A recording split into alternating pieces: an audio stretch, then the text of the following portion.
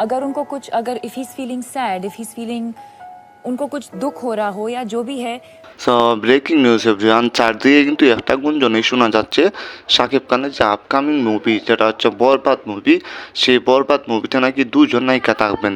Already কিন্তু একজন নায়িকার নাম ঘোষণা দেওয়া হয়ে গেছে, সেটা হচ্ছে দীপিকা পাড়ুকোন, আর একজন হচ্ছে আমাদের সবার প্রিয় ইদিকা পাল, যে হচ্ছে প্রিয়তমা মুভির নায়িকা, এবং হচ্ছে দীপিকা পাড়ুকোন চিনতেই পারছেন, হলিউড বলিউডের রানী যাকে বলা হয় আর কি, বা বিশ্ব সুন্দরী যাকে বলা হয়, সেই Deepika What is the story behind the brand name?